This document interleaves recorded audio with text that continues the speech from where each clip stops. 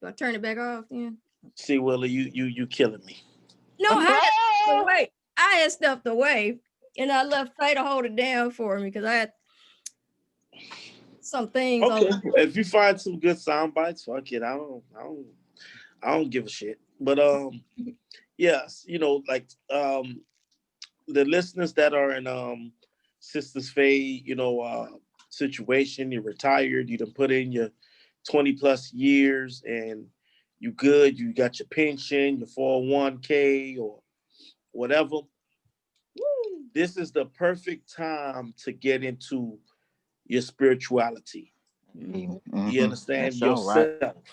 Because, you don't have the excuse of getting up and going to punch a clock or doing all of that, the daily grind and everything.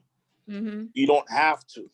Right. You know what I'm saying? Now, if you do, you should do it at your leisure. That's right. You know what I'm saying? Because right now, you didn't put in the hard work. So Sure now am. you done gave them that time. Now it's time to give yourself that time. Right. Whether you want to pick up business, whether you want to pick up spirituality, whether you even want to pick up a foreign language, anything to better yourself and to make yourself feel more sharpened, more, utilized as a, a human being or a spiritual being, do so. Do so. The possibilities are endless. Amen. You're absolutely right. You're absolutely right. And I'm so grateful and thankful that I have this opportunity, to retire as young as I am. Wink. How old you is now? About 23? At least. What you about 23? At least 23. Cut it out, Faye. At least. You still a spring chicken. Cut it out. Cut it out. Talking about some you done put in all that time. Child, please. You was on them people's job yesterday and then walked away. Mm-hmm. Praise be to Allah. Mm-hmm. I know that's right. It's wonderful. It's wonderful. So what advice would you give, since we're on the topic, and I guess, going with the spirit, what advice would you give someone that's retired, or, mistakes that we make as youngins? Rather, let's focus on this. Mistakes that young ones make that you can look back in your wisdom and hindsight that you could tell us to, hey, don't do this or don't do that, so that we can set ourselves up a little bit better. Mm-hmm. The thing that I would, looking back now, that I would tell young people is you don't have to follow tradition. Absolutely not. Can you expound on that just a little bit for our people that are a little bit, slow, like myself? Well, life is not about, and even with this coming up, life is not about the house, the picket fence, the husband, the wife, and the children, and working, a job on the plantation. Life is actually for living. I would advise any young person before they, when they get out of high school, before they start any new adventure, to go on at least a 3-month excursion somewhere away from family.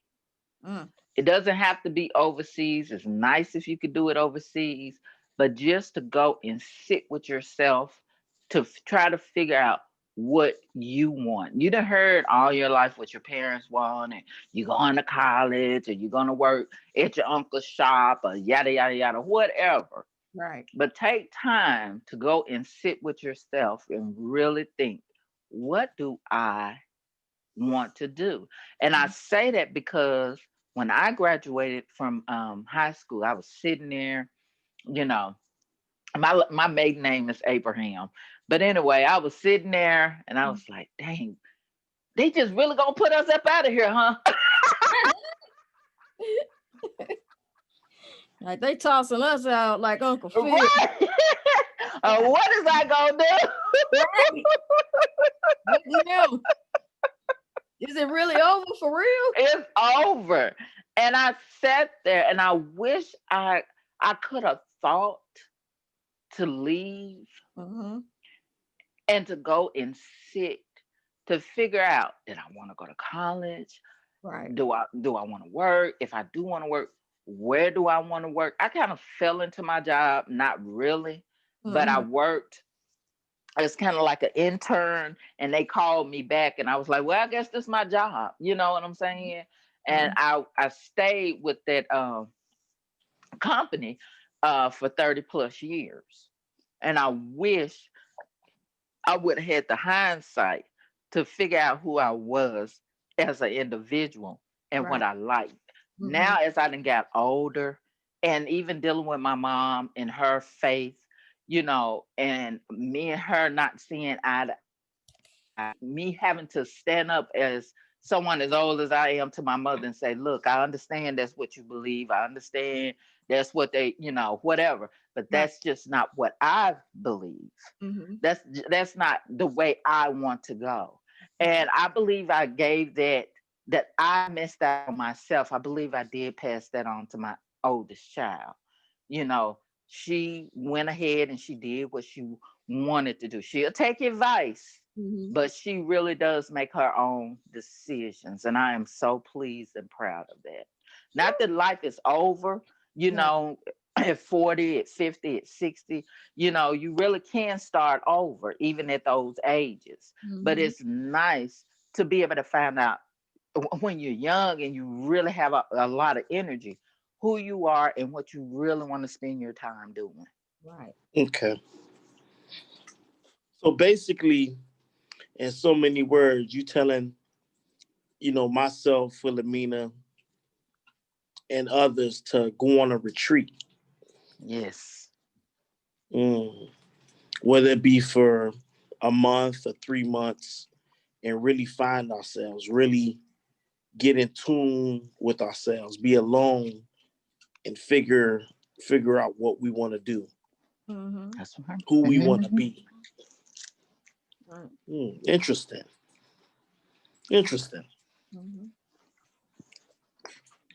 That's really interesting. You know why I say that, Sister Faye? Why you say that?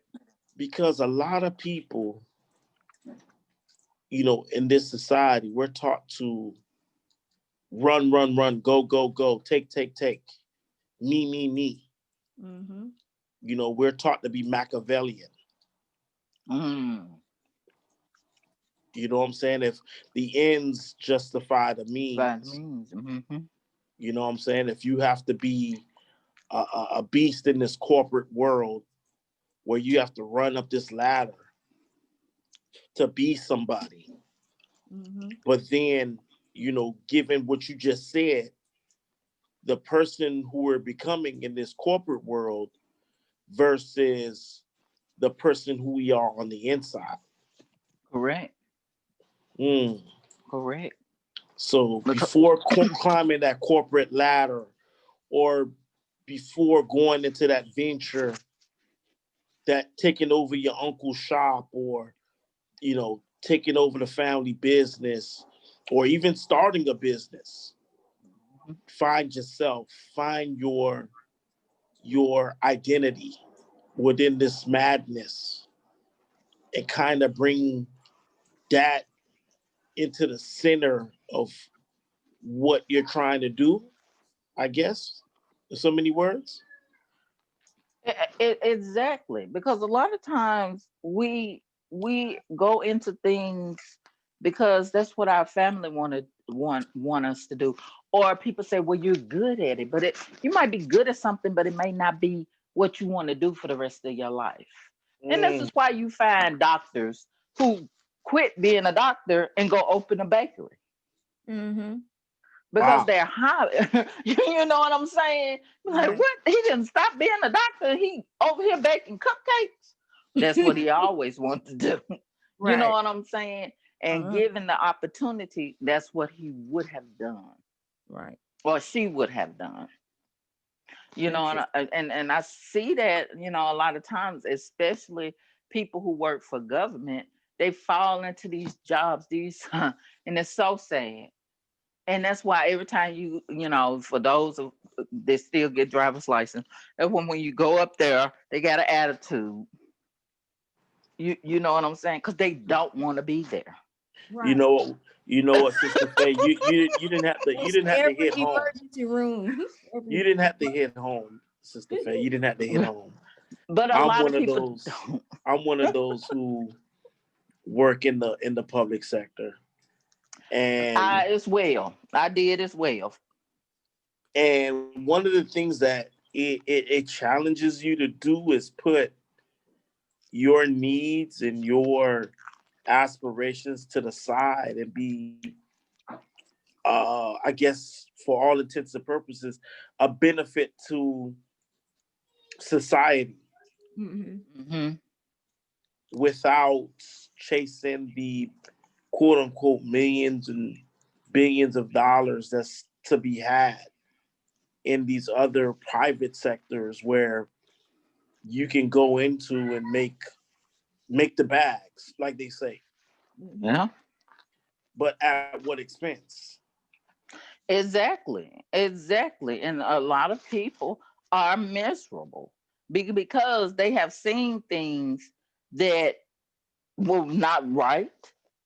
You know what I'm saying? But they were afraid to lose their job. You know what I'm saying? Mm-hmm. And because you don't know who you are as an individual, you hadn't drawn your line in the sand. Right. And this is what I'm not gonna do. Woo. And you know, and since I was always they didn't try it with me because I always was an outspoken person, and a lot of time that cost me promotions, and that was fine because I wasn't gonna do it and don't bring it to me. You know what I'm saying? And I ain't mind telling what they do. I ain't mind talking because I talk loud anyway. I ain't mind being a whistleblower. That's what we Southern women do. That's what we Southern women do. And they, you know what they do? They in turn, because they so chicken shit themselves, they like to try to say, angry black woman alert. Yeah, I was labeled that at work. I really was. And I was okay with that. I was fine. Because I you know, in certain things I was settled as far as what I wanted to be, as far as my character. I had that part figured out. But what I wanted to do was a whole nother story.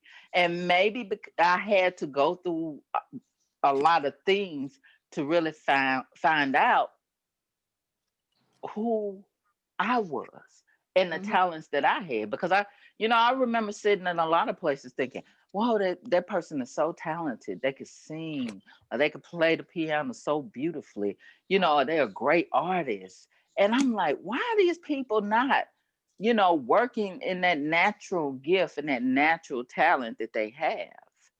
You know what I'm saying? I was speaking to a young man today, and I don't know, he was talking about something. Something engineer I never heard of before, but it had something to do with beats. And so I asked him, I said, do you know how to read music? And he was like, yeah, I know how to read music. I played the drums. I said, that's wonderful. I said, do you know how to write it? Well, now you don't have to be able to write music. And I just looked at him. I said, well, that's what they'll tell you. But who do you think they'll hire first? Right. If you're going for employment, who do you think is going to get the job, the contract first? Right.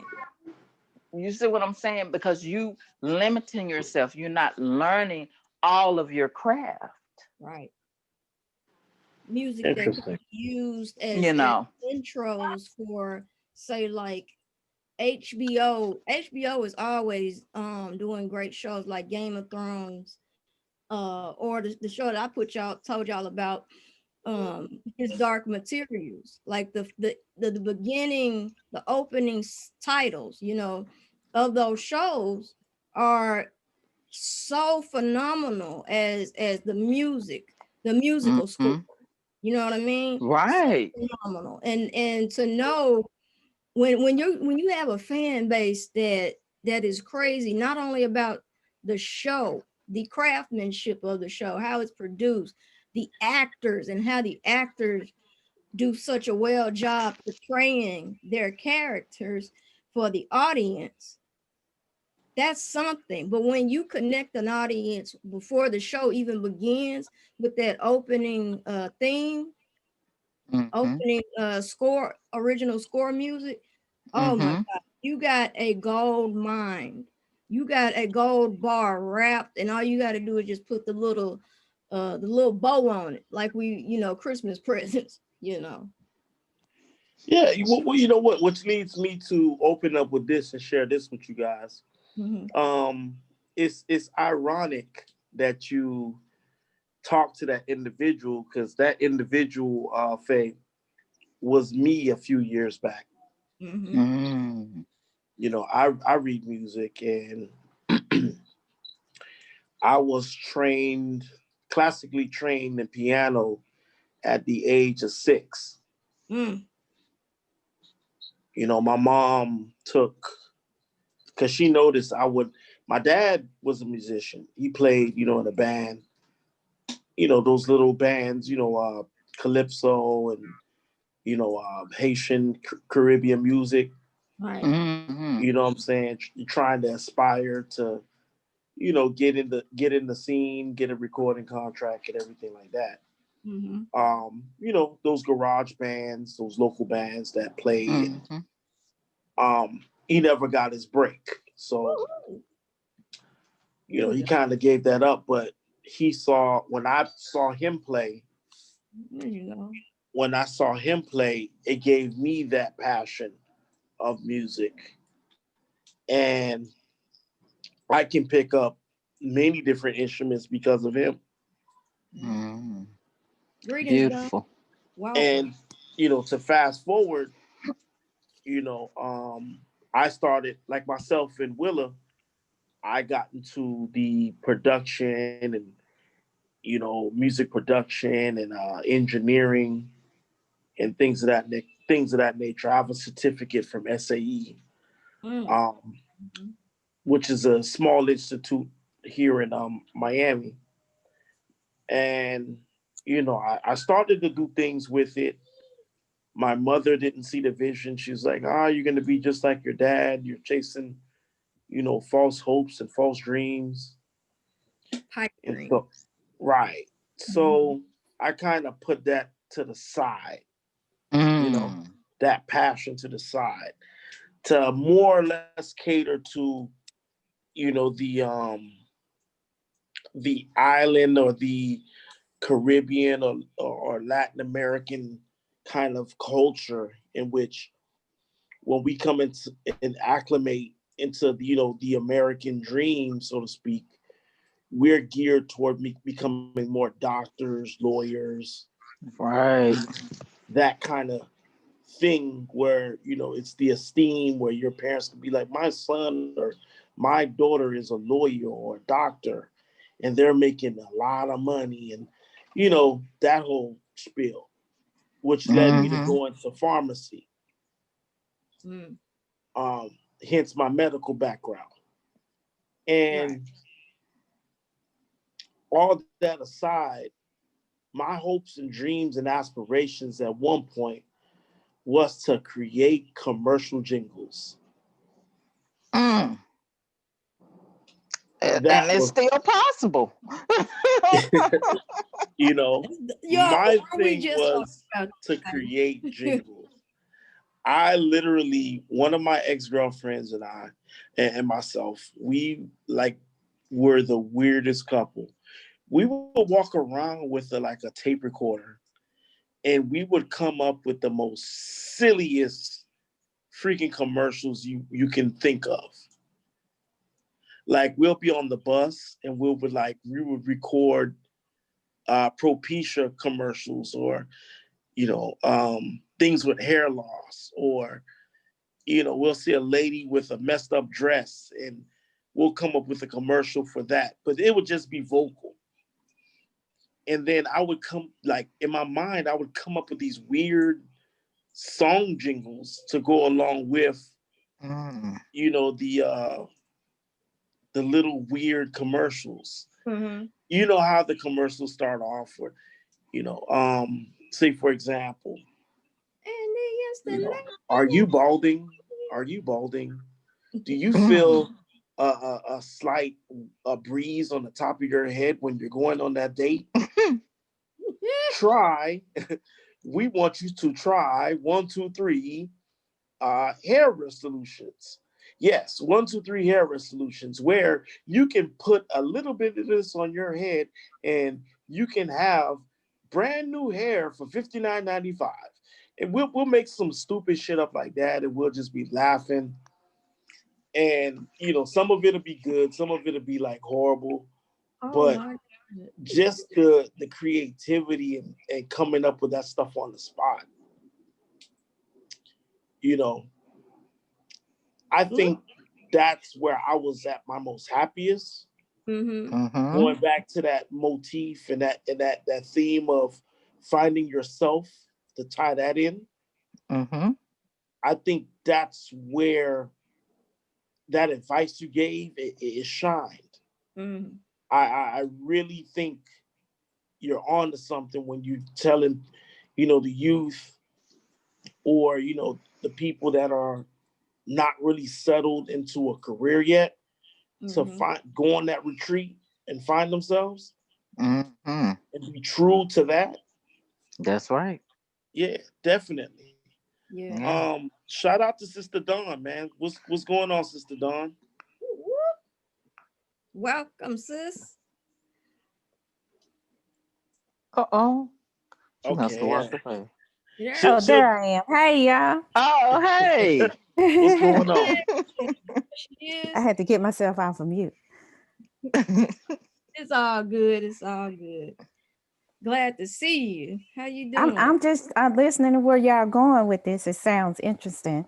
Yeah. What you were just to talking give you a brief overview, the beginning of the show, we was talking to Sister Faye about retirement, and you know what's one of the lessons or advice that she would give to younger folks. You know, looking back in 2020 hindsight, now that she reached that plateau, you know, and one of the things she shared with us is going on a retreat or taking time for yourself to learn yourself before you start that job or that career, you know, that you're being pressured to go into. Right. And when you find yourself and you're in tune with yourself, maybe the universe, God, or whatever, you know, deity that you pray to, or, you know, higher force would kind of show you the road, so to speak. You know, in which, you know, I started to talk about myself a little bit, and then, you know, you came in. So yeah, I heard that part. And it's so interesting, like Sister Willa said, we always seem to be so in sync, because I actually have been like looking more deeply into that aspect of child rearing, or what happens to us as adults when we have exactly the experience that you just mentioned. Like spiritually, what does that do to a child when they become an adult and their parent is trying to push them into a certain path or direction that may not be what they came to this planet to do? What does that do? And we don't recognize that that's actually trauma. That is actually a form of trauma. And I mean, we don't look at it that way, because we actually, especially our community, we get traumatized by a lot of things that we just become numb to, and it just becomes a way of life for us. And so we are having a lot of people walking around as adults that are traumatized in certain aspects. Now, not everybody has that experience. You know, not everybody has parents that even pay attention to what they're going to become, or what that have them being a reflection of their image. Like, oh, my son's a doctor, my son's a pharmacist, but you really wanted to be an artist. Yeah. But they wanted to show you off because this makes them feel like they're somehow a success. So what does that do to your psyche when you are experiencing that as an adult? And then that's how that, you know, you end up passing on these generational curses. Whoa. Let's pump the brakes a little bit there. No, let's pump the brakes. Let's digest what you said at first. Because you brought up some good points. Woo! And I just want to, you know, ring the horse back in a little bit before we dive into that portion. I'm sorry. You know what I'm saying? No. I'm glad that you brought it up, because that's what we're gonna go to next. Yes. But let's digest what you just said about the traumas. Mm-hmm. You know what I'm saying? Let's digest that, because I think we can't just gloss over that. You know what I'm saying? And not understand the scope and severity, because that is a great observation that you made. You know what I'm saying? I, for one, I want to address that simply by saying this. Let me throw the other side of the coin. You know, I don't think our parents, or, you know, the adults that are trying to push us mean, you know, ill intent, and nor am I saying that you're saying this. I just want to put it out there. I don't think the adults, when they try to push us to become, you know, something that we're not. Right. You know, you made the point in which, you know, they're trying to, in so many words, vicariously live through us. And say, you know what, because of this, or I raised this, I'm a success as a parent. Right. But then how do you quantify success as a parent if, like what you just said there, you raise a traumatic, scarred, you know, young adult that is neglecting their gifts, their God-given gifts, to go into a field that they may or may not necessarily flourish in, or even like, for that matter. So before we give it back to you, Dawn, to run the marathon, because I know you wanna listen, I know you finna take it to deeper levels. Let's just digest that for a second. What do you have to say about the trauma portion, Sister Wilhelmina? Thank you, because thank you so much, Dawn. And Dawn, thank you again for bringing that up. That is something we don't look into in our culture. Right. You know, us as melanated people. So thank you for bringing that up. Yes, indeed. I would say, thank you, Yahchidah, by the way, tossing it to me a little bit. I would say I wholeheartedly agree with that, Don, what you said about the family, because that was my predicament not very long ago. You know, I'm just coming out of my 20s, my years where I was in college, you know, trying to make it the best I can, still having, you know, not a failure type of student, but I was a very okay student, you know. However, you know, still trying to make it, even with the deck of cards that I had in life, you know, with sickle cell, you know. And no, I'm not going to get into that tonight or nothing, but I'm just saying with that, it put an extra pressure on me, knowing that, number one, I kept my promise to my father about graduating, because he did get to see me begin my college endeavor. However, he died very quickly soon after it. But what kept me going was him, and keeping that promise to him. After that, though, when it was time for me to graduate, and they told me that it was time for me not only to graduate, but that I had enough credits to now transfer, I had no idea what I wanted to do, you know, just like they were saying earlier. I had absolutely no idea of like my what's next moment. I didn't, you know, previously when I was in high school, I wanted nothing more than to be a music producer. However, my high school years opened my eyes because hip hop was dying. Hip hop was really on its deathbed during that time, completely, you know, and it was such a shame, you know. So I didn't do it because not only did it seem whack, music just was not the same, you know, the spirit something, you know, and this is what people really kind of miss about these music companies and executives. You know, they have a spell to keep up in the music industry, if that makes sense. You know, because I was just hearing the other day from a seer, the Duke of Tears, and his queen Selena. They were talking about how in the span of 10 years, the music industry, well, hip hop, they had this big meeting with all the rap acts, and they told all the rappers that from now on, the industry, we're going in a different direction. We're going to be about money, sex, drugs, cars, you know, excessive, you know, everything that came as a disease that we saw when hip hop was dying, like a going through a cancer, a ravenous cancer, everything. It was because of that. And they said, we're going to do this for 10 years. And then by the time that it, you know, was fulfilled, we got left with nothing but a memory and a bag of skeletal bones, you know, of what used to be. Anyway, I say all that to say that, yeah,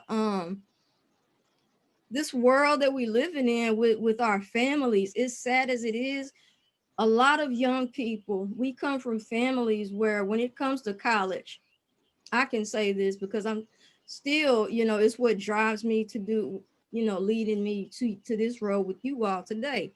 So I don't really hate my journey at all. I appreciate my journey much more, but I say that to say that, yes, it is very much true for our audience that we do have families, sadly, some of us, where college is like seen as the utopia.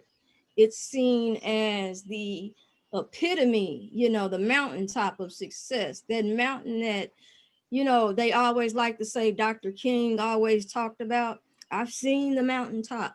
I've seen the promised land. I may not get there with you, but I want you to know today, you know, that whole thing. They come from that type of mind warp of an era, right, you know, where education is paramount. However, it's a certain type of education that they want you to get.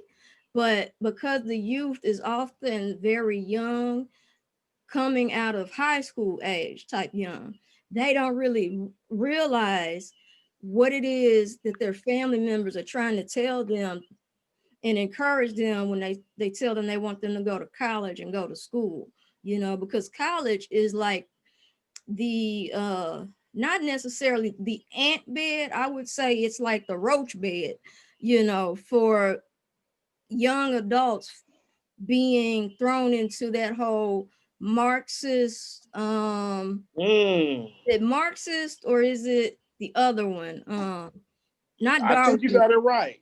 I think you got it right. Yeah, I believe it's Marxism or whatever. Darwinism is something else, but the whole Marxism type of spiel, you know, up and through. And this is where a lot of these kids, you get them in college, some get very homesick and can't take it, you know, and because of that, they fall into a cycle trying to find something to hold on to, like you're in a tornado. You know, in a tornado, they tell you find shelter immediately, especially in what they call tornado alley, you know, where there's not a lot of trees. So tornadoes and twisters just come out of nowhere, right?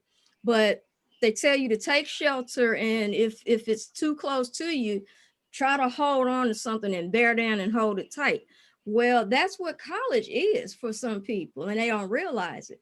But this little storm, our families tell us to go ahead and walk into the lion's den anyway, knowing that there's a chance you may not make it back out fully intact as you were before you went in.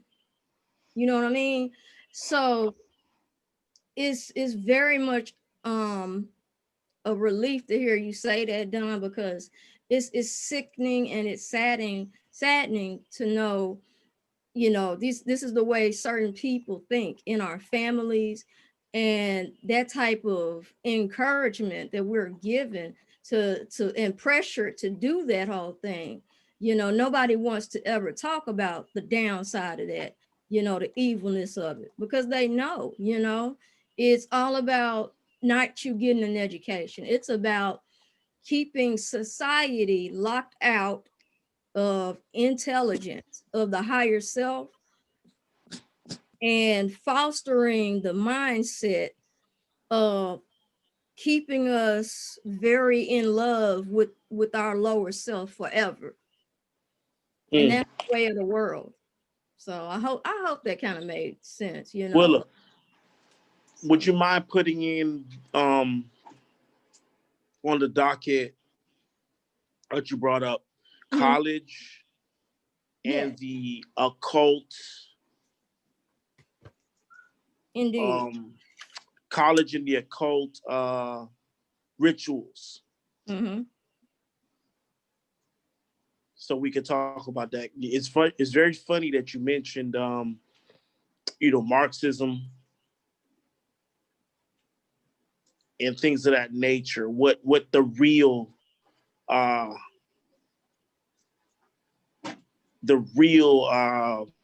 purpose of college is for. Right, because that's really what it was when I saw it. And me, myself, of course, I never signed up and joined all of that stuff, you know, ever. Thank God, you know, when I went to college first, it was a community 2-year college. So really, you don't really have that. I don't remember. So I say that to say the school that I went to first was really about handling your business, being an adult, handling your business academically, getting things done. By the time I transferred and went to that 4-year college, Euler, I got to be so goddamn disgusted because it was like party central over there. It was like partying and hold on, sis. We gonna get to that. We gonna get to that. Yeah. I want that. Keep that perspective in your back pocket when we talk about the occult understanding of college. Got you. You know, I don't want you to not say it. I just want you to save it for that portion. Yeah. You know what I'm saying? So you can really let your guns off. Oh yeah. Okay. I yield back the floor to you. Okay, Sister Faye, what is your interpretation of what Dawn was saying as far as the traumas that your parents placed upon you with you know certain expectations versus your natural progression as a human being and what you are meant here to, what you are placed here to do? Well, I think because a lot of us, my age, most of us are first generational college graduates, and they made college, going to a university, the end all, the be all for success, and not looking. Even if somebody is smart, doesn't mean they'll be a great attorney. Just because somebody's smart doesn't mean they'll be a great doctor. You see what I'm saying? And so just because you're smart doesn't mean these fields are for you. These so-called professional fields are for you. And Proverbs 18:16 says a man's gift open doors for him and brings him before great men. Pause. Let's give That's that. exactly what we're talking about. Since we're recording. What now? Hold on. Since we're recording, I know Sister Dawn will chime in. Listen, that script was right on time, Sister Faye. Kudos to you, sister. But I'm gonna ask you to repeat that for our listeners. Take your time, enunciate, so that our listeners can get exactly what you're saying. Mm-hmm. Proverbs 18:16. A man's gift opens doors for him and brings him before great men. You come down here already equipped with your gifts. And sometimes the gifts that some of us have, value is not placed on them. Value in our community. People don't value a great artist. People don't value a talented actor or a talented comedian. They don't value a great musician. You see what I'm saying? And even some people, people didn't even value people who were playing video games and had a talent, to actually play video games. Because these people is making real good money right about now. Yes. In this techno field. They didn't expand their awareness of artistry. People who do comic books, these artists make great money. And all the things that you can do as a communicator besides being a journalist. So we didn't value certain things that people within our community have a natural talent for, because our views were limited. And I think that's one of the reasons why our parents were like, oh, you can't, well, musician, what you gonna do, as a musician, these people who play for these bands and these tours, they make good money. People who compose make excellent money. Songwriters, so I just think that we have to broaden our mindset. People who work behind the scenes in the theater make great money. Clothing designers, you don't just have to be, a Louis Vuitton. You can be a clothing designers for a TV show. Makeup artists. They are doing voodoo with this makeup. They are transforming people. Transformers. Symbol. So I didn't think we had the vision, you know what I'm saying, to be able to see what the future was coming to. We have to start being the authors of our own destiny and faith. Yes. And I advise any young person, if you have a dream, keep it to yourself. Interesting. Keep it to yourself. Interesting. Do you yield, sister? I yield, yes. Don't put the cart. Sister Dawn, going back to you, I know you brought up this topic, and I just want you to take a moment to, gather your thoughts, and answer the question, because you brought it up, and I want you to go into it a little bit into detail about the traumas, versus our natural gifts. Well, yeah. When we are not allowed to develop or express our natural gifts, that is a form of trauma, psychological and spiritual trauma. So I applaud you, Faye, for bringing up that scripture, because it's right on time. When you are allowed to develop who it is that you are, like what you innately gravitate towards.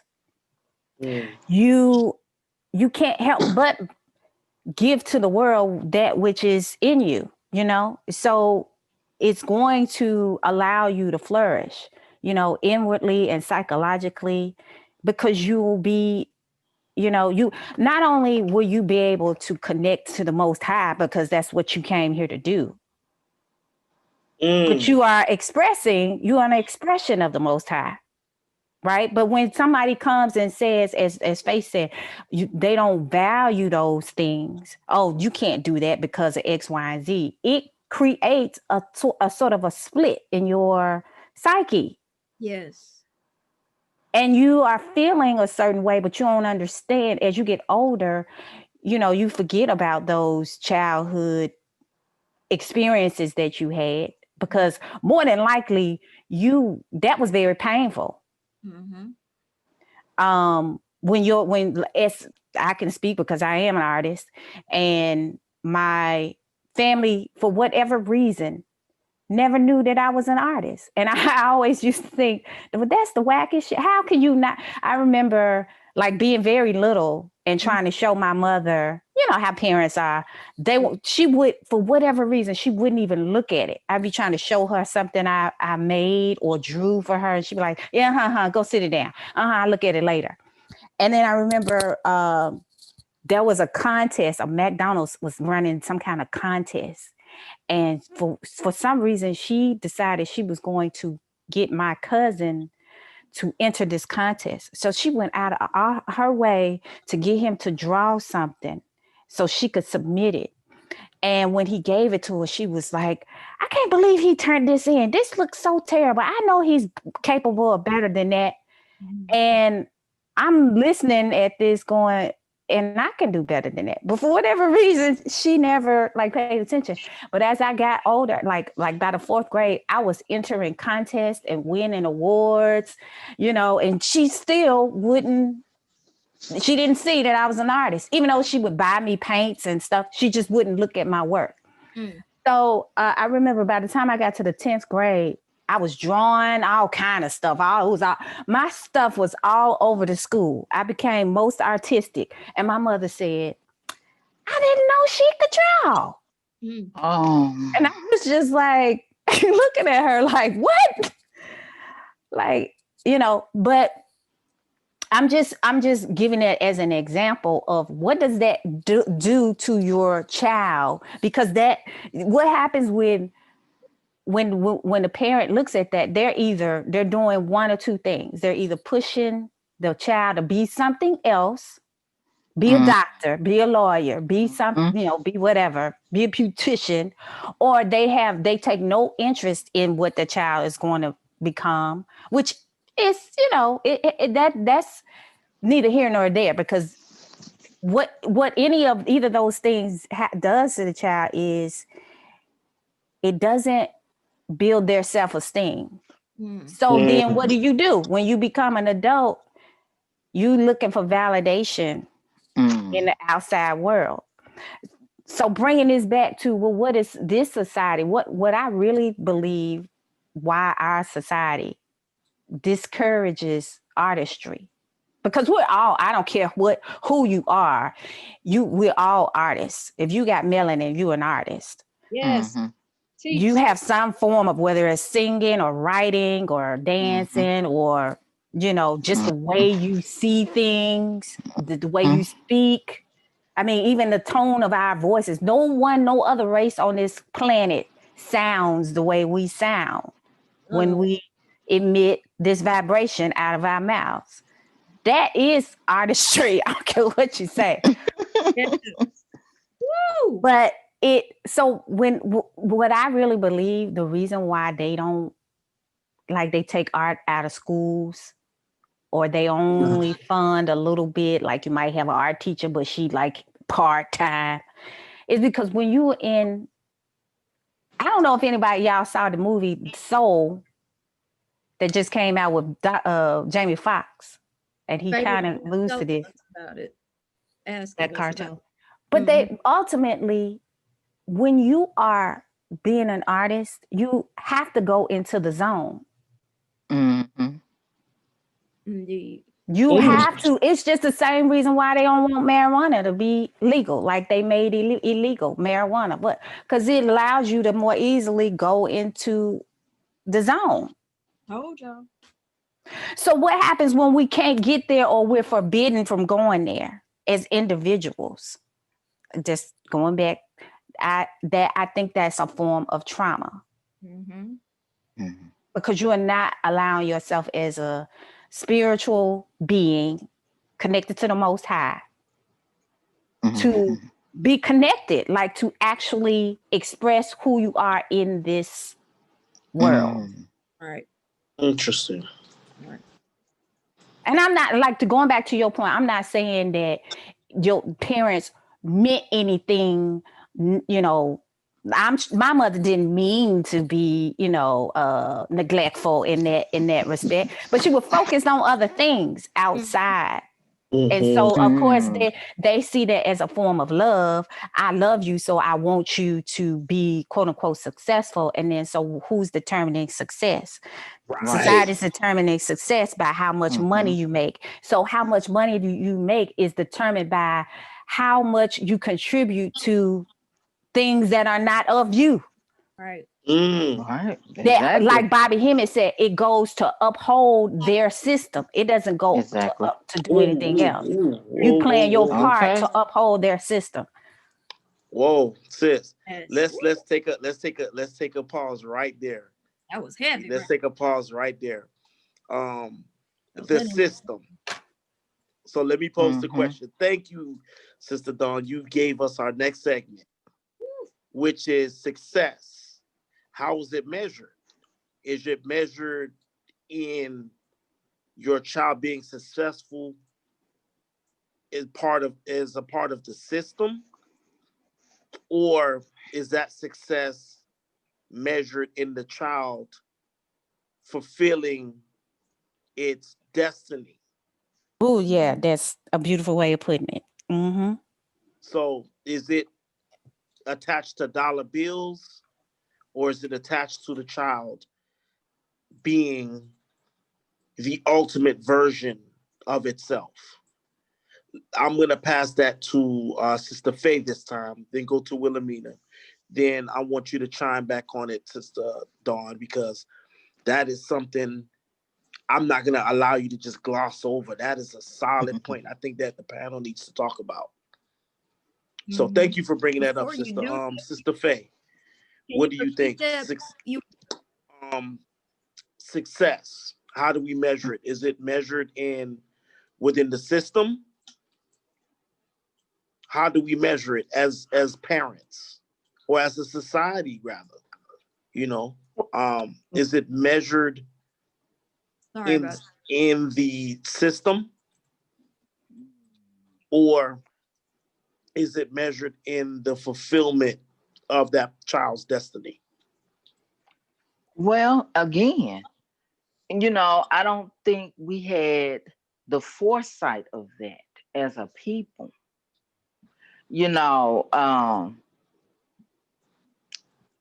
To be able to be concerned about our children's well-being as far as what they do, because we were measuring the success by how well they could provide for themselves and be independent, per se, quote unquote. And so the happiness was not taken into consideration, nor most parents did not value the talent, that natural talent that the child or the children, our children have. We don't value it. We don't invest in it as far as the extra lessons for artistry or dance or whatever. Even children who dance, oh my God, in the 70s and 80s, how these children brought out break dancing to stay out of games, to entertain themselves. And this art form of dance is still going on today, and it's not being valued. And when you see break dancing with the dance crews and stuff, a lot of them are Asians, a lot of them are, are Caucasians. And you're like, well, this was started by, our people, and we're not benefiting from it. They are. We didn't have the foresight to see that our children have all these gifts, all these talents, all this energy to invest in it. And not only to invest in that talent, have them be their own employer with that talent. You don't need an agent. You need the business side of that, how to read contracts. You know what I'm saying? We just didn't have the foresight. We really didn't. We thought it was a hobby and they just passing time, or, but we did not see the joy. We didn't understand it, that this right here is what's going to make them happy. And this is what they are supposed to be doing. So we didn't know how to nurture it. But we, like Dawn said, and not having that foresight, inadvertently, we cause trauma, because a lot of these children are miserable. And you can see it when you go to certain industries to get service or to get help. Some of the nurses are walking around there. You scared to ask them for a cup of water because they don't want to be there. That's not their gift. That's not their gift. You don't have the gift to be a nurse. You know a nurse when you see a nurse. Right. You know what I'm saying? Exactly. And there's a lot of people who, want to be nurses and they can't afford, for whatever reason, to go to school, but that's their dream, to be a nurse, Yeah. Exactly. And so I just now that I'm getting older, and 2020 is hindsight. My daughter, that's the field, she'll be penned in May. And when she came to me and told me, and you have to know my daughter. Oh my God, you really do. You have to know her. I did not take her serious. I wanted her to go into journalism because she's very photogenic. She speaks well in front of people. No, not nervous or anything. And I want her to go into communication, some form of communications. And she came to me, she's like, I'm not doing that. I'm going to be a nurse. And I literally laughed. Oh man. Stop playing. Because she's an Aries. And when I say this girl is self-absorbed, she is self-absorbed. However, when there is I start watching her. When there is a need and somebody's not feeling well, she's the first one to assist. And I was like, oh my God, she's a nurse. Oh my God, she is a nurse. And I'm so proud of her that she did not listen to me. Right. It did not bother her that I did. I laughed. I'm sorry, Dawn. I did. That was the funniest. Look at you, done traumatized the child. In the world.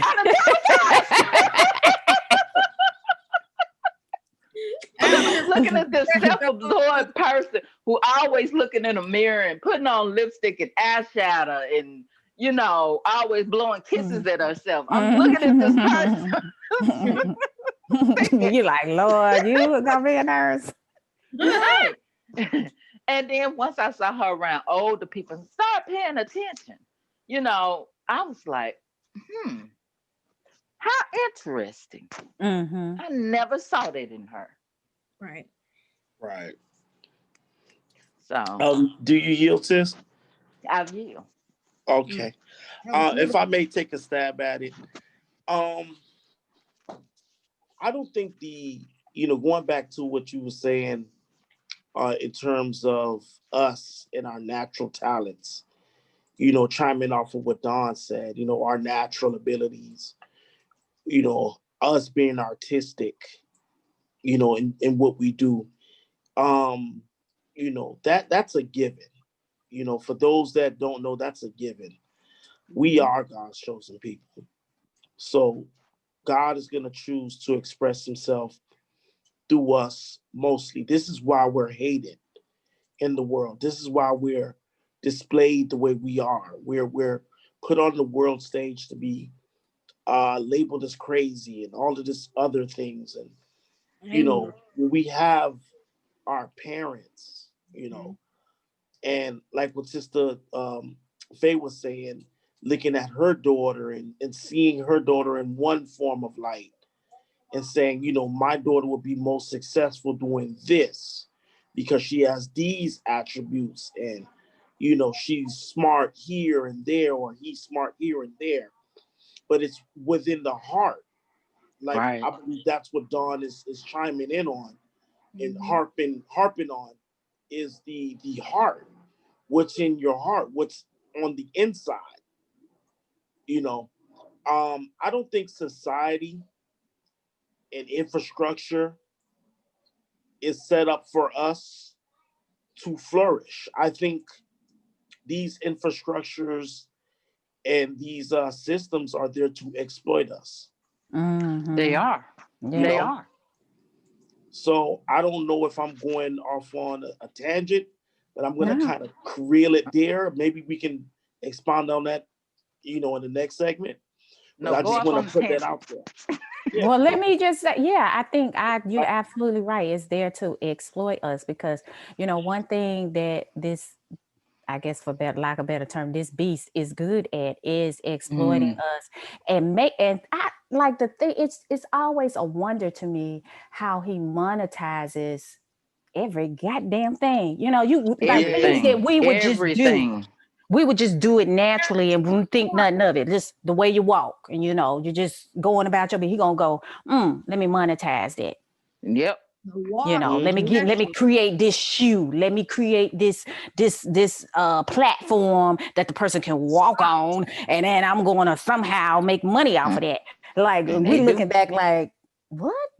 You know, it's just something we create one art form from blues to jazz to neo soul to country music, and then we just move on. We just move on to something else. We just create something else, and he's falling right behind, not only trying to monetize it, but then he wants to step into those shoes. He wants to help usher us out of that genre and then take over it. So now he's the face of blues, and now he's the face of jazz, and he's the face of, you know, rock and roll. Rock and roll. I'm even seeing there's this one group that my sister introduced me to, and I love the music, but I hadn't, you know, it was just Spotify. She was just playing. It's called Moonchild. And I'm like, this is nice. Who is this? And she said, Moonchild. She's like, yeah, but I was so disappointed when I found out that they was white. And you listen to them and you would know that they were not Black. And I know whoever is writing the lyrics gotta be Black, because the way the lyrics flow, they saying stuff in a way that only we speak. So that doesn't, and as I was saying before when we had a previous show, like they don't have that experience. So how could you express something that doesn't come from that experience? But they just find a way to monetize it and take over that identity. And when we're in the flow, we're in the flow. We're just going on to the next thing. Right. I yield. This is, you know, and thank you for that. I think you brought a lot of clarity to the table, you know, with that spiel. You know what I'm saying? Most definitely. You know, like just looking at it, you know, we can have a child that is a natural piano player. You know what I'm saying? A natural, like, you know, way better than Chopin.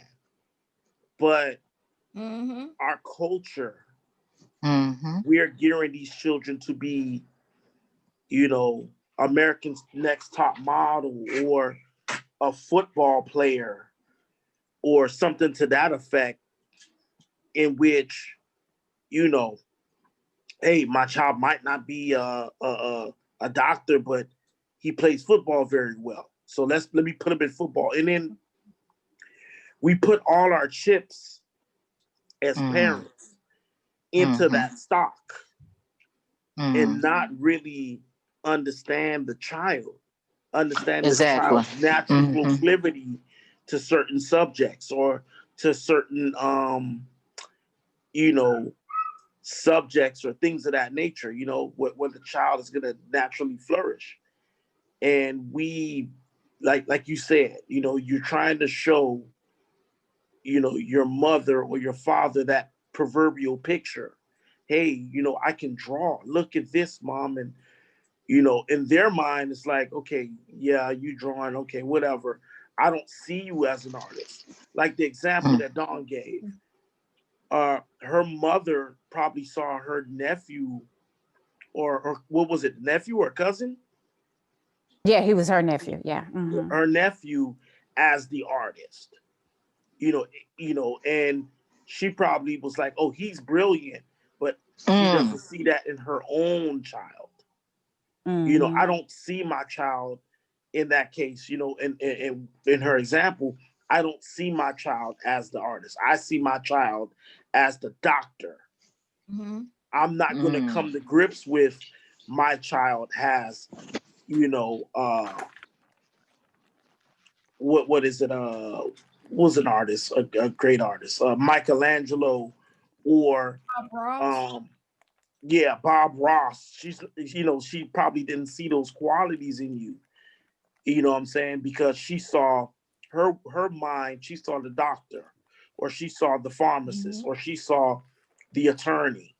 You know what I'm saying? Right. And she overlooked the natural qualities because of society.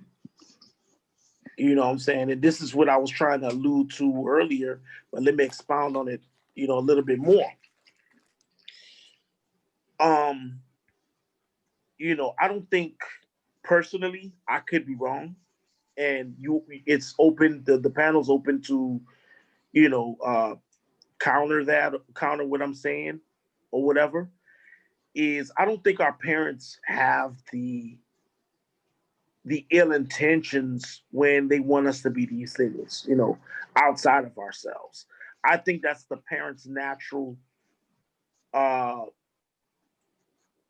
progression for their child, wanting the best for their child, you know, knowing that, okay, you know what, in society, for my child to be somebody, they have to be this or they have to be that.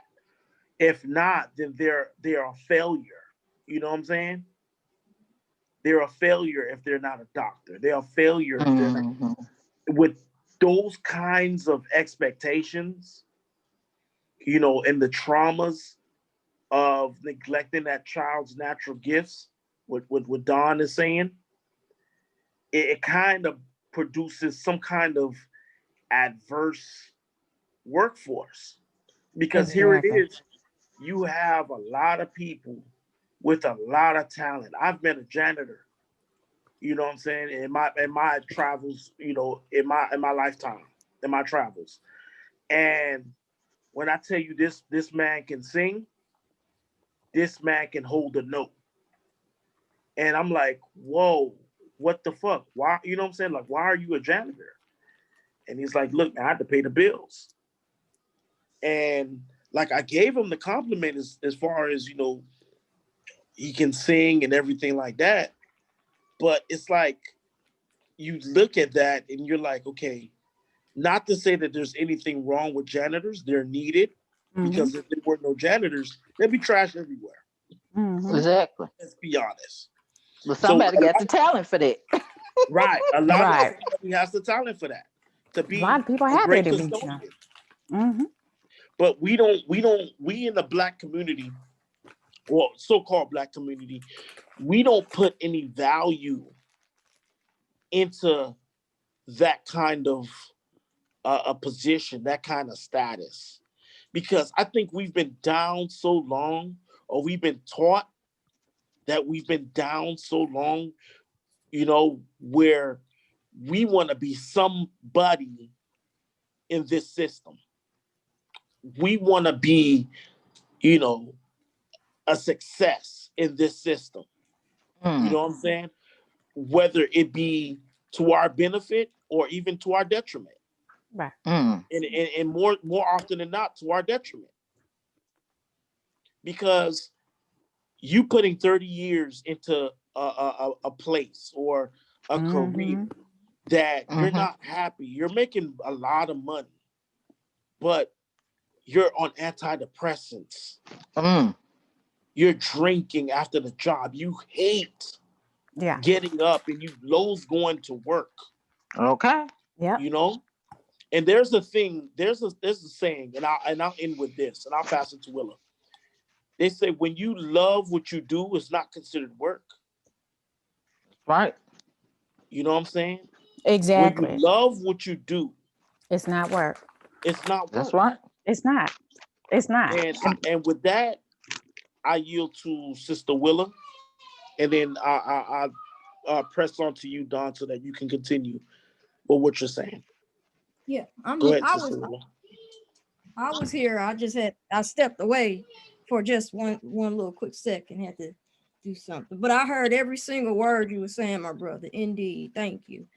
Man, the spirit. I want to say first and foremost, y'all.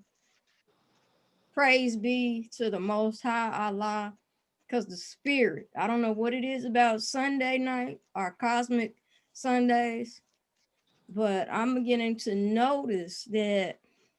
Not only is this one of our most, between the 2 days that we are officially have our schedule on, it's something about these Sundays. So I just want to say,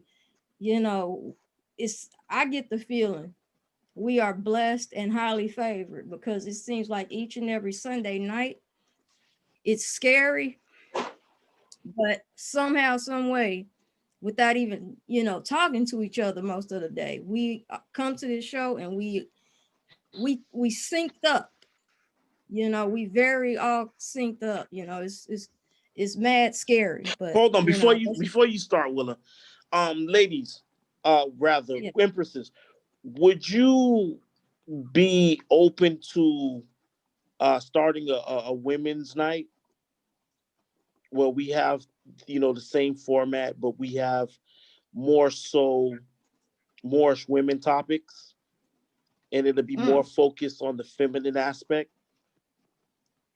Do you think something like that is beneficial or needed to be heard? What are your thoughts on that?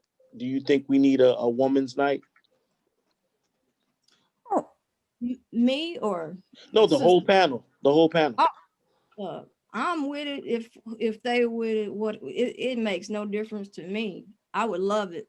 So, but hey, if they rocking with it, down with the idea as well, hey, let's do it. If the spirit is moving us like that, why not? What say you, Faye? I'm with Willa. If that's what we agree upon, that'd be good, because I think a lot of our issues are because we are the leaders of the nation, because we are the mothers. I would think that would be appropriate. What say you, Dawn? Yeah, whatever y'all want, I'm down for it.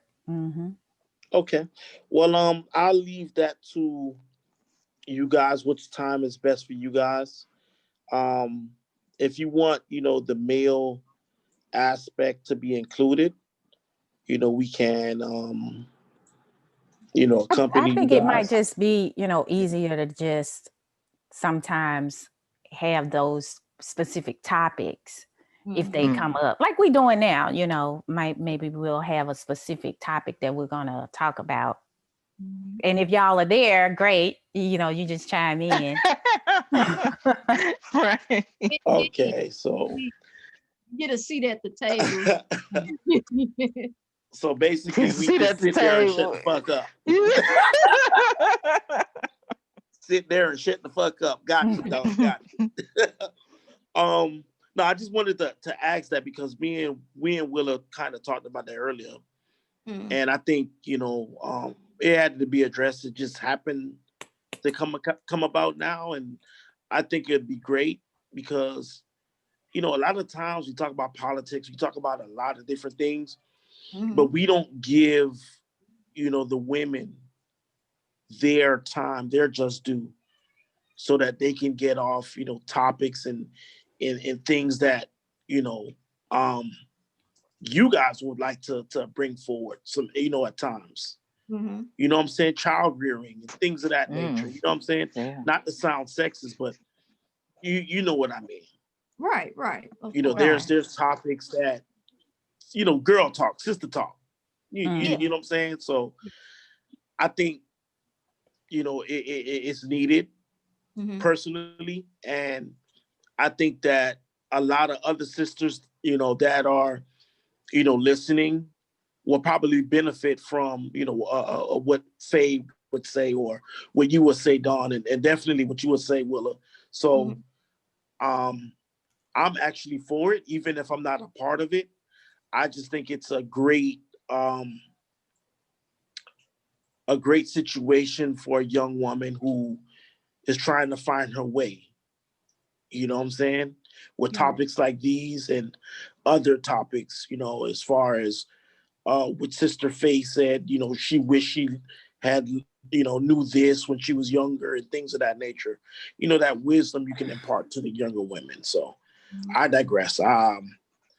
Go ahead, Sister Wilhelmina. Now that I have the vote, I'm going to try to get with you so that we can put something together.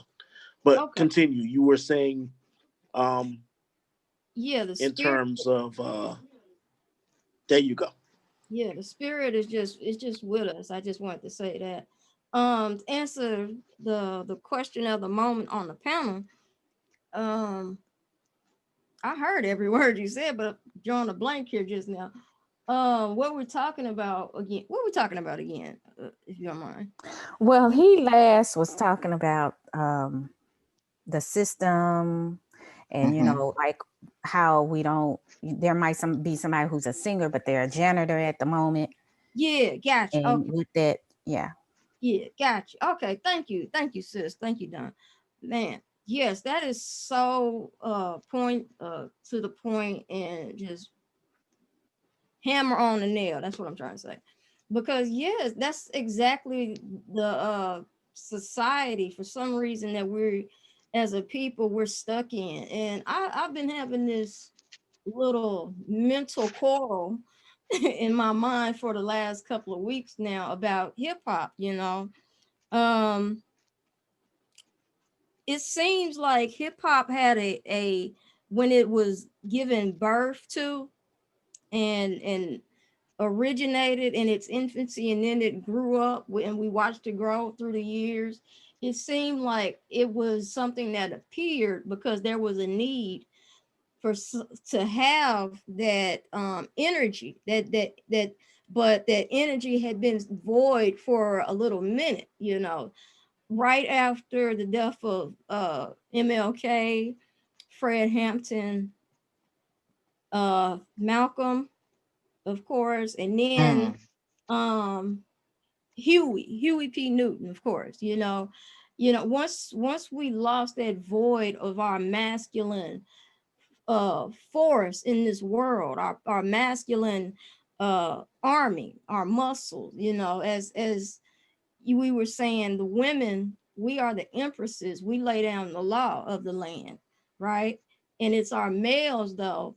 Males, they may think that we don't appreciate them, but they have one of the very most important jobs of all, because it's their job to protect the land, which means protecting the earth, surveying and protecting the earth, you know, keeping the earth for us as the women, because we have the job to give birth, nurture, rear, and, you know, teach again to as when those children become of age, you know, enough. It's a cycle that we as women, we have to concentrate on that cycle. Meanwhile, our men have to do what they have to do, protecting over us. It's like a bird's nest. The mama bird and the little baby birds that have hatched from their eggs, you know, they're in the nest waiting for mama bird to come back, and papa bird is right there holding it down until mama bird can come back, you know, or whatever. That's probably a topsy-turvy analogy, but hopefully y'all know what I mean, you know. But anyway, on that, I want to say, like, it's very, very crucial, I believe, that we start to truly understand each other. One thing that I've noticed about elder generations, especially within my own family, for some reason, and I still to this day cannot figure out why this occurs, but I notice it sticks out like a sore thumb within my family. I noticed that, yes, even though I went to college, I can be having a conversation with my mother, y'all, and I say something that just makes so much totally sense in my argument with her, defending myself, of course, not being disrespectful or anything, but just saying something in a way, in a phrase or something. And she feels like threatened because I've said something in a way that she's never heard before. And I think that's one of the breaking the cracks in the sidewalk or the road for a lot of our families, because yes, they encourage us to go off to school, but when we come back home and we have grown into our mind finally, and we understand the world, and then we try to have conversation with our mothers or fathers or other loved ones within our family, there's a disconnect. It's like two cars in the road, they just missing one another. It's like that. Because yeah, they encourage us to go to school, but somewhere along the way, it's like they not envy. What is the word I'm looking for? It's like a hatred or a jealousy that I notice a lot of people will have for us youth. And it's because I guess we learn things and learn how to say things in a certain way. However, for them, because they don't know what you're saying, they're looking at the context. They're looking at you say something very smart not with the intent to offend anyone in the room at all, but because you say it, they feel threatened because they feel like you know something that they don't, and now it's like you're acting like you're better than them, and that's not the case at all. Using the word, for instance, whenever me and my mom have a disagreement or something, I use the word, well, obviously such and such, and she just gets so angry at me for that. And I can never figure out and understand why. But then after a minute, I just really sit back and just think on it. And it's really false pride is what I'm getting a sense of with her. That's what it is. That's the elephant. That's the name of the elephant in the room. It's false pride, with bullies, right? Schoolyard bullies. Why do bullies pick on the one that they pick on? Because they need to, at that moment in their mind, they need to show everyone that they big and bad. They're bigger than everybody in the sandbox. But not only are they bigger, they need to show that they can fight and beat up on somebody. So they pick the smallest kid. Well, that doesn't make you all that, that don't make you Apollo or Rocky Balboa. You just a coward. You're picking on someone who does not do anything, warranting that treatment from you. And two, you're doing it because obviously you need some type of attention that at home you cannot get, and it's void there. So you have to bide your time with that. Go ahead. If I may, I think Key and Peele had a small little skit about bullies, and it encompasses exactly what you're saying. Right. If you don't mind pulling it up. Yeah. You got the link ready for us, or? No, when you said it, it came to mind. Okay. Just type in Key and Peele bully. All right. It should pop right up. Got you. But yeah, I just wanted to touch on that real quick because it harped on me. You know, it was just very right there for me, and I think that is the problem with a lot of our youth in society, and then the people that are going out. You know, the older generations, like the baby boomers. You know, they feel with millennials for some reason, and it's not just my mother. I notice this is other people that are older in my family. When it's holiday time, for instance, this is why I don't go down, you know, to the family anymore, because when those holidays come, it's like you got to walk on eggshells around these people that are your family, and you're anticipating that something's going to pop off, because it normally sometimes almost always does happen. If I may jump in here and just to kind of tie what you just said back to what Yahchidah had left off, about the, you know, how people are not in their when we are not allowed to fully be who we're supposed to be, we are having we've had these traumas. They pop up. They pop up in our interactions with each other, and they pop, and it's especially like mother to daughter dynamics, because as you said, you know, you inwardly, you're intuiting that there might be a little bit of jealousy there, right? And to go back to my own example, where, you know, Yahchidah had brought this up, that I had said where my mother didn't see the artist in me. She didn't see it in me because she didn't see it in herself.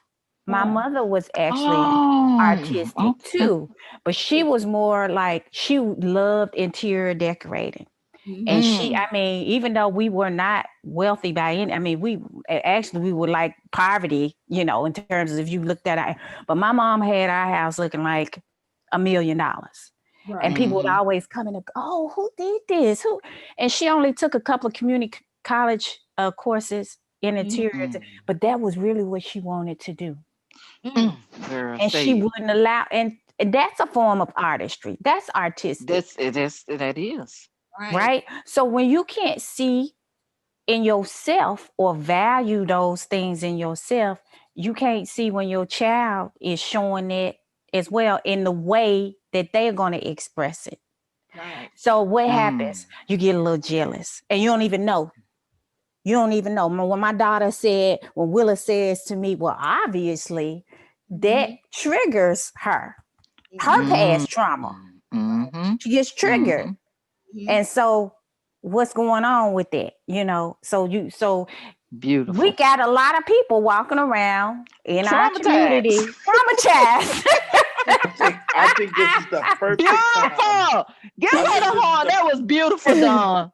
Beautiful. This is the perfect time to play that Key and Bill. Yeah. Before we go on. Dawn, that was so excellent. This will cap it all. Yes. Let me give her that horn first, though. I don't want to forget that. Yes, please do. That was excellent. That horn got to come in like, yes. Well, that's good enough. That was you did do. I hate that horn. It'd be so loud, and sometimes it'd be so delayed coming in at the last minute. Come on. Work for me. Oh my goodness, that was beautiful. That was excellent insight. Oh my goodness, yes. Thank you, Spirit, man. Because like I said, every single time, y'all, every single time. I think this is exactly what Dawn was saying. You'll see exactly what Dawn is saying right here. Indeed. Let's get it going. Here we go. Oh, excuse me. Oh.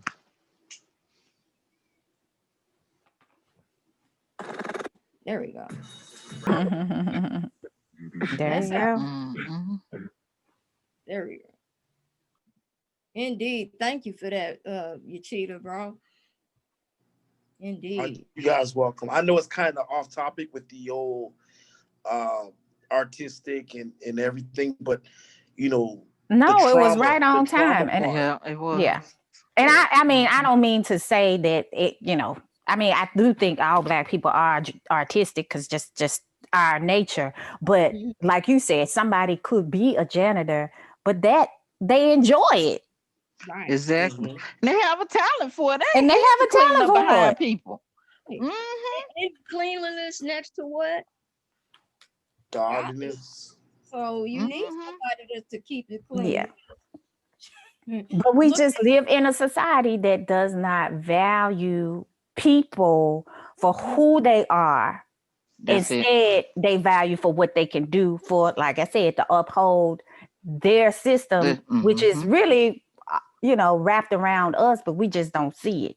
Right. Sure don't. Right. Sure don't. Right. Right. And so we didn't have the foresight. I mean, I think now people are gaining that foresight. I don't know if any of y'all heard of Kevin on Stage. Yeah. He's a comedian on Tony Facebook. Baker. Tony Baker. Yeah, and Tony Baker. Well, Kevin on Stage has created his own platform. He's not signing the contract. He's doing it all. Right. And we have to learn he has that foresight. He's created his own platform. I don't know how he gathered the money to get a studio, but he got a studio. He's hiring his own talent. They're doing it for themselves. Right. And I saw that and I was like, finally, you know, but like Willa said, we, you know, the older generation, we have to step back and allow the young people to express these talents, because that's what's going to be healing to the world. These young people have healing within them through their comedy, through their art, through their music, through their poetry, through their dance. They have healing in them, and we have to let them come forth. We have to let them express that. And this is why the world is in the condition that it is in, because we haven't allowed this talent to come forth and value those talents in our children. And we have to stop saying this society or the Caucasian or the Albion, whoever these people, you know, because they ain't running nothing. Like Bobby said, they may be running around this bitch. Right. They no light bills. They running nothing. They just slim it up. Right. We just have to start. We have to have the vision. We got to start, you know, having self-determination and know how important that is, and stop allowing outside voices to tell us what we should be doing with our gifts and our talents. That has been making them not millions, billions of dollars. But that's all system about to crash. Right. It's about to crash. But we as crashing. People, it's crashing. Yes. I would say. And so we have to start learning how to push, you know, our youngsters into mathematics and technology and all these things that they enjoy doing naturally. We have to start paying attention and then make it to where they are able to express that at least 70% of their time of that day. And it's okay to be a dreamer. It's okay. And I yield. Well, sisters, I have to call it a night. I have to get up early in the morning. Indeed. So I'll leave you guys with this, you know. Until we can cultivate and set up our own infrastructure, you know, and we support that infrastructure. That's right. That's when we'll be at our greatest. Whether you're a doctor, a lawyer, or a janitor, when we start taking our own currency, money, and investing it into ourselves and develop a form of autonomy where we don't need any outside nations to fund what we can fund ourselves. I think that's one level, at least on the earthly realm, where we can become sufficient and a lot less dependent as a nation on outside nations and outside peoples that don't have our interests at heart. If we choose to do business, we choose to do business with them when it's mutually beneficial, not because we have to, but because we come to the table with something and we demand. We have our demands because we have that infrastructure. We have, that autonomy where they need us. They need us to play in their ball leagues. When we start our own NBAs, when we start our own NFLs and things of that nature, when we start to become owners, then we can self-determine as a nation because we will amass what? Wealth, land, our free and right national name, so on and so forth. Then and only then, I believe personally, a lot of children would be free to be who they need to be because there's no pressure. Because we would already have the infrastructure in place. We wouldn't have to acquiesce and go to them and catch a ball or dance for pennies and peanuts. We wouldn't have to do the minstrel shows. We can set up our own stuff with integrity. We can set up our own stuff the way we want to do it and expound and teach the youth the messages and the things that we want to. We don't have to dumb it down in order to get on television or do these other things. We set up our own networks. We set up our own everything, But if we're not pushing toward that, I think, the whole consensus of our nation is going to push in order to join their shit to where we get cut out, we get cut off, where that our brothers and sisters are forced to, amalgamate and marry, outside of the nation because that's the norm, where we have these actors like Tay Diggs or somebody who's married to a European or Albion, and that's some form of success. Oh, you got out the ghetto and you married one of us. Oh yeah, you're a good Negro. Oh yeah, good job. But when we can change the paradigm where we can value, a so-called melanated woman and vice versa, where we can celebrate a melanated man and having that union mean something, like Ruby Dee and Ozzie Davis, when that kind of relationship can mean something in this day and age, and it's more, prevalent and celebrated, I think we'll be on our way. With that, I yield. And, good night, sisters. Appreciate the time. Appreciate your listening to me. I will see y'all and hear from y'all Wednesday. Indeed. God willing.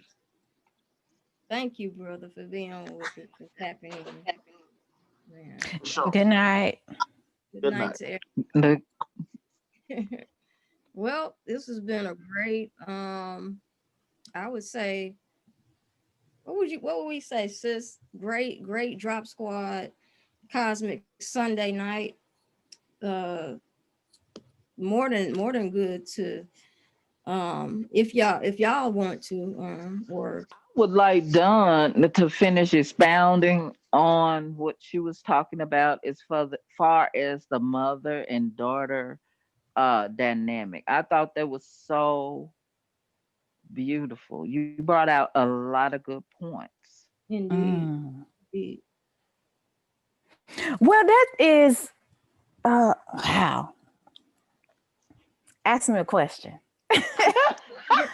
No, that's right. Dawn. I'm like, where do you start with that? Talking about, the jealousy and how mothers sometimes can see their children be great at something that they feel like they had a missed opportunity on. And the reason I asked that is because one of my friend girls actually said that I was living vicariously through my daughter. And I felt that was so, I was like, well, how would you say that? Because I've always taught her to be extremely independent and to, use her own mind and make her own decisions. I don't feel like I live vicariously, and then you brought that up, Willa, in your story.